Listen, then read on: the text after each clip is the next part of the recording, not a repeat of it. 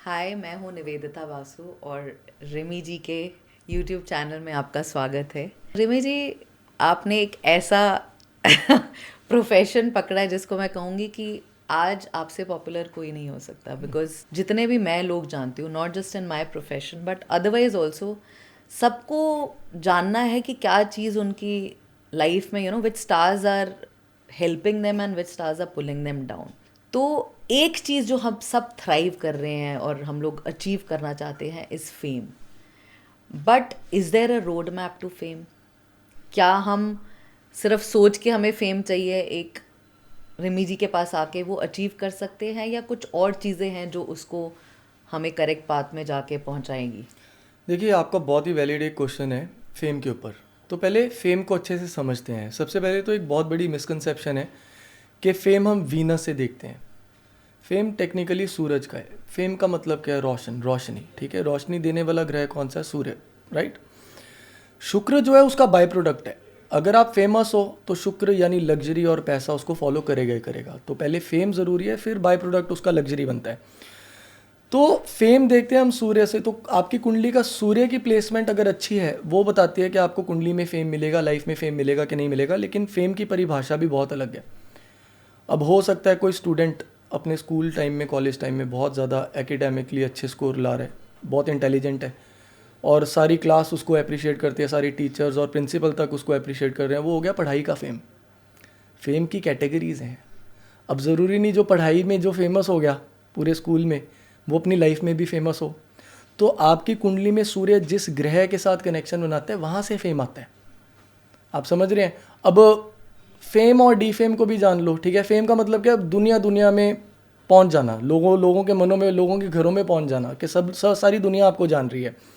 तो ऐसे तो बहुत सारे सीरियल किलर्स भी होते हैं, फेम तो उनका भी था, राइट। अब वैसे केसेस में क्या होता है, उनका सूर्य अफ्लिक्ट हो जाता है राहु या शनि के साथ, जो कि ये करप्ट प्लैनेट्स हैं। जो शनि राहु का योग बन जाए तो पापी शनि बनता है, ऐसे लोग क्रिमिनल्स बन जाते हैं।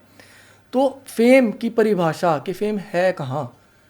अब अगर मैं जैसे एक्टर बनने की लाइन में आया हूँ, क्या पता मेरी कुंडली में मेरे प्लैनेट्स एक्टर बनने को सपोर्ट नहीं कर रहे, लेकिन मैं एक एस्ट्रोलॉजर बन के फेमस हो सकता हूँ, या मैं एक राइटर बन के फेमस हो सकता हूँ। कितने लोग हैं, जैसे आप इसी इंडस्ट्री में हो ना निवी जी, कई लोग हैं एक्टिंग में सिक्का नहीं चलता, डायरेक्शन में घुस जाते हैं, राइटिंग में घुस जाते हैं, वहाँ बहुत फेमस हो जाते हैं, राइट। तो यानी कि उनका मीडिया लाइन से फेम नहीं लिखा था, कहीं और लिखा था। तो सबसे पहले ये पोटेंशियल जानना ज़रूरी है, ये इसकी अवेयरनेस होनी ज़रूरी है कि आपकी कुंडली में सूर्य किस प्लैनेट के साथ वो योग बना रहा है, और उस प्लैनेट से कंपैरेटिवली वो प्लैनेट को पकड़ के उस डायरेक्शन में चलना चाहिए। जैसे एक अच्छा सूरज मंगल के साथ बैठ जाए, हॉस्पिटैलिटी में आदमी फेमस हो सकता है।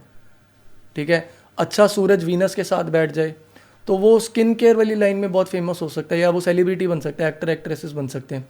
वही सूर्य अगर राहु के साथ आ जाए तो ऐसा आदमी आईटी की बहुत अच्छी कंपनी खड़ी कर सकता है, उससे फेमस हो सकता है। So with the different planets comes different types of fame. तो सबसे पहले इस अवेयरनेस को जानो कि आपका सूर्य क्या कुंडली में स्ट्रांग है और क्या वो किसी अच्छे प्लैनेट के साथ बैठा है। अगर बैठा है, उसकी अवेयरनेस टाइम पे मिल जाए, आप उस डायरेक्शन को पकड़ लो, तो फेमस तो आप भी हो सकते हो।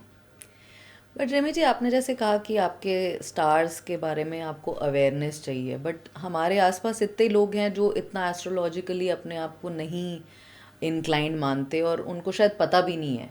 कितनी बार ऐसा होता है कि by chance some people become successful without following astrology, and some people even after following they don't follow in the right path. So how do you read your own chart? मतलब अगर मैं बोलती हूँ कि शायद मेरे पास मीन्स नहीं है या मेरे पास करेक्ट लोग नहीं है, क्योंकि कितनी बार ऐसा होता है कि मैं खुद आपके कंसल्टेशन के पहले मैं खुद बहुत गलत ऐसे एस्ट्रोलॉजर्स के साथ थी जो मेरे को अलग ही डायरेक्शन में ले जा रहे थे। जैसे जी। कितनी बार हमने डिस्कस करा है कि बहुत जेनेरिक चीज़ें आती है कि आपका लाइफ बहुत अच्छा होने वाला है। अरे भाई, कहीं कभी ना कभी ज़िंदगी में किसी की लाइफ तो अच्छी होगी ना, बिल्कुल। किसी उसमें।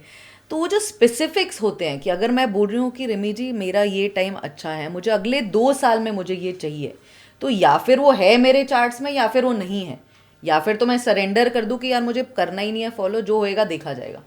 या फिर पता है कि अच्छा इस टाइम पे आने वाला है, तो how do you like help aid that thing and make it bigger or not make bigger?